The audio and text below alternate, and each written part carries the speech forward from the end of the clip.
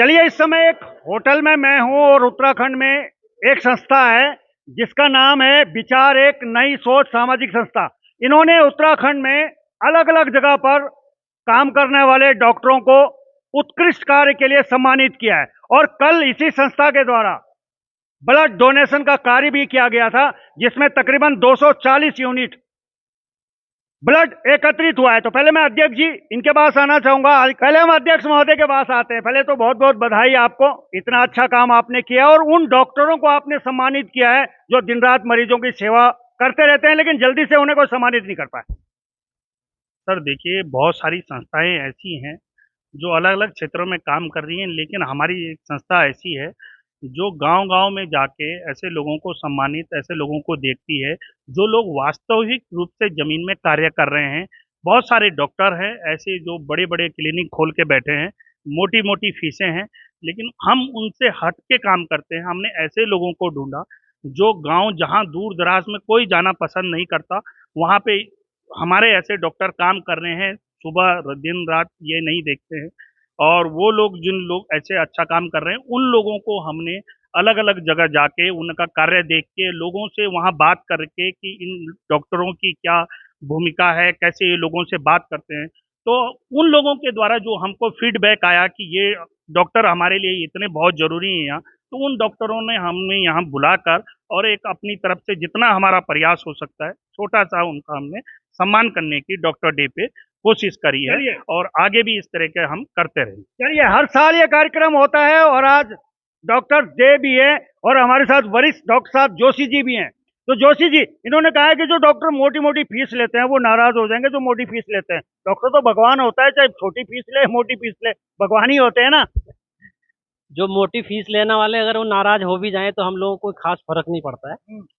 उनको भी अगर वो बहुत मोटी फीस ले रहे हैं तो उसमें कुछ पतली पतली चीजें जो है गरीब लोगों के लिए रखनी चाहिए। लेकिन ऐसा अमूमन देखने में आया कि वो अगर एक तरफ पैसे कम करेंगे तो दूसरी तरफ बढ़ा लेते हैं। हालांकि मैं चिकित्सक होने के नाते बोल रहा हूँ, तो ऐसे लोगों को हमने इसमें ज़्यादा एंटरटेन नहीं किया। तो जैसे हमारे अध्यक्ष साहब ने बताया कि इसमें हमारा बहुत स्पष्ट था और आजकल बहुत सारे लोग अवार्ड दे रहे हैं, लेकिन उसमें ज़्यादातर ये देखा गया कि पैसे भी लेते हैं। जो अवार्ड चाहने वाले हैं वो पैसे देते हैं तब, लेकिन हमारी तरफ से कोई भी इस तरह की बात हुई नहीं है और ना भविष्य में भी होगी। और हमने उन चिकित्सकों को सम्मानित किया जैसे चंपावत से, लोहाघाट से, पिथौरागढ़ से, बागेश्वर से, अल्मोड़ा, मतलब सारे जिलों को हमने उसमें इंक्लूड किया।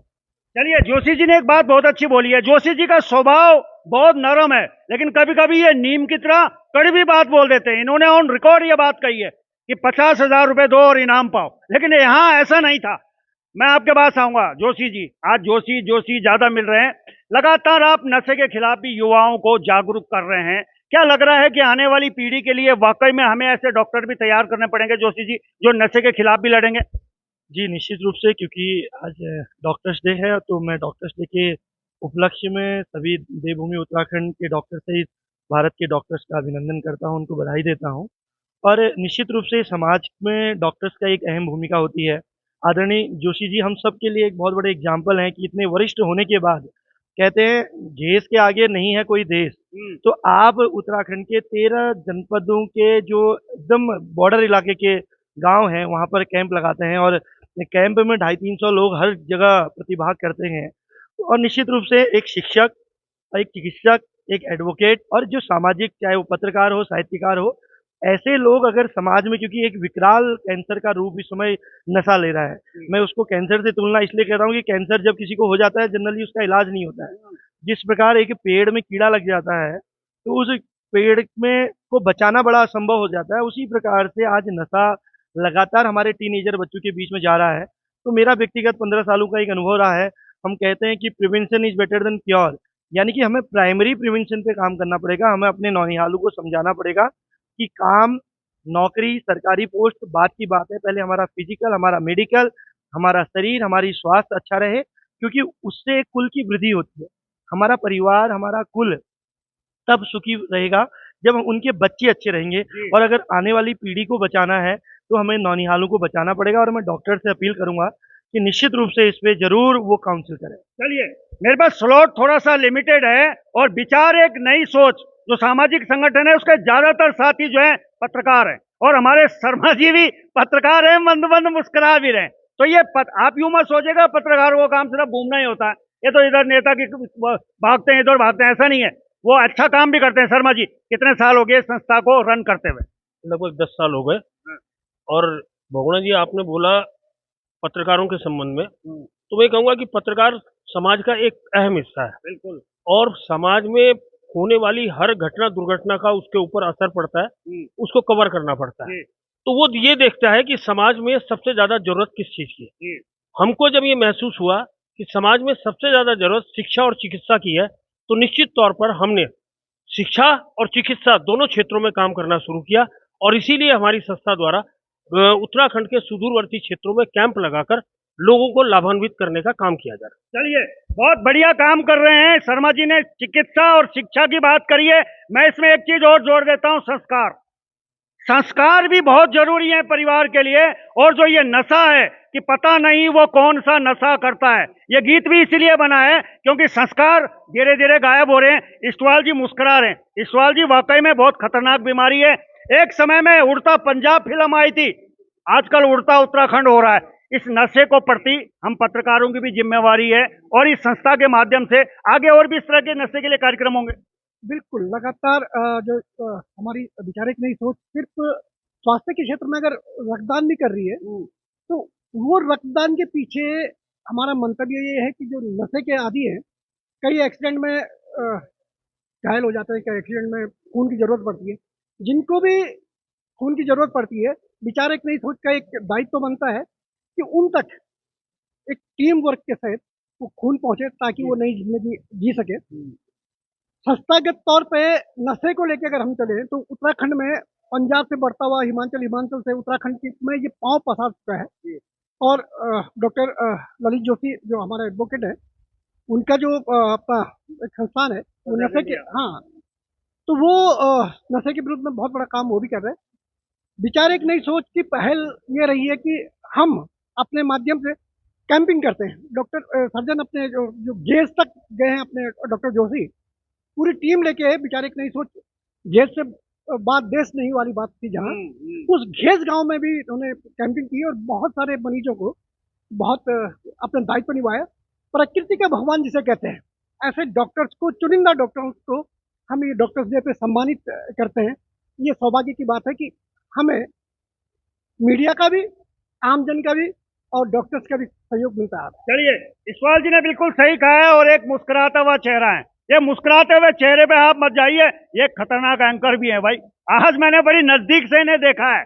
और ये हैं डॉक्टर राकेश बिजलान जी। बिजलान जी, पत्रकारिता और जो ये आप सामाजिक ताने बाने को बुन रहे हैं, कैसा देख रहे हैं कि आने वाले समय में उत्तराखंड को बचा पाएंगे? देखिए, कोशिश तो पूरी है। जैसे रक्तदान की हमने शुरुआत करी तो पहले हमारे पास 60-70 यूनिट हुआ और आज आपने जैसे बताया, कल आपने देखा 240 यूनिट इकट्ठा हुआ। तो आगे वाले उम्मीद में है कि जिस तरह से रक्त की समस्याओं से प्रदेश जूझ रहा है या देश जूझ रहा है, लोगों के अंदर जागरूकता आएगी, उसमें हमारे समस्त मीडिया बंधुओं का भी बहुत बड़ा हाथ है इस मुहिम को फैलाने के लिए। तो अगर ये सक्सेस हुई है कि हम 60 से 240 यूनिट पे आए हैं, तो ऐसे ऐसे डॉक्टर्स के जब हम सम्मान देंगे, तो डॉक्टर्स का जो पहाड़ में रह रहा है, अगर उसको सम्मान मिलता है तो वो गदगद होकर के, सम्मान से प्रभावित होकर के और अच्छा कार्य करने की कोशिश करेगा कि आगे मुझे और अच्छा सम्मान मिले। लेकिन इसके साथ में हम तो ये भी चाह रहे हैं कि देखिए, पहाड़ डॉक्टर चढ़ने को तैयार नहीं होती है, ऐसी कहावत है। मुझे नहीं पता आप कितने चढ़ गए, कितने उतर गए, लेकिन होनी खानी देहरादून, सब भी धानी देहरादून हम भी सुन रहे हैं। क्या लग रहा है कि इस तरीके की मुहिम लगातार चलती रहेंगी तो पहाड़ों पे डॉक्टर रहेंगे और उन्हें भी पता है कि कोई हमें देख रहा है, कोई संस्था तो है हमें जो देख रही है और हमें सम्मानित करेगी। बिल्कुल सही बात बोली। ये पहलू जो है, ये सबसे बड़ा पहलू है। जब मैं पहाड़ में डॉक्टर्स को, कमेटी ने हमारे बोला कि आप जाकर के सेलेक्ट करो, हमने वहाँ पूरा सर्वे किया, तो डॉक्टर्स बोले यार आप हमें क्यों अवार्ड दे रहे हो, कोई चक्कर तो नहीं है? एक दो लोग तो डर के मारे नहीं आए, कहीं उनके साथ कोई कॉन्स्पिरेंसी हुई होगी। मैंने कहा ऐसा कुछ नहीं है। हाँ, शहर में रहने वालों को सब सम्मानित करते हैं, पर आप ऐसी जगह संसाधनों के अभाव में जो काम करते हैं, आपका सम्मान बहुत बड़ा सम्मान होता है। उस चीज को उन लोगों ने अप्रिशिएट किया। आपने देखा दूर दूर से, चंपावत, पिथौरागढ़, धारचूला, सब जगह से लोग आए थे। हम तो आगे भी इसी तरह से छांटते रहेंगे ताकि लोगों के अंदर काम करने का जज्बा हो, उनको लगे कि देहरादून भी वही है और पहाड़ भी। चलिए, अंत में अवधेश भाई आपके पास आना चाहूंगा। हमारे किसी एक अतिथि ने कहा था कि कोई महिला मंच पर नहीं है, तो अगली बार हम उम्मीद करेंगे कि कोई ऐसे हमारी अतिथि महिला हो, मंच पर भी हो। और एक पत्रकार किस तरह से देखता है सामाजिक ताने बाने को? देखिए बिल्कुल जब मैं भगवान स्वास्थ्य पीठ देखा करता था तो अक्सर देखता था कि जो पत्रकारों की परेशानियां साथ खास तौर से हॉस्पिटल्स में बहुत सारे पत्रकार स्वास्थ्य पीठ कवर नहीं करते, वो या सचिवालय तमाम तरह की देखते हैं। लेकिन जब हेल्थ की जरूरत पड़ती है तो उन्हें हेल्थ पत्रकार की जरूरत पड़ती थी कि मुझे ब्लड चाहिए या बीमार हो गया हूँ, तमाम चीजें थी।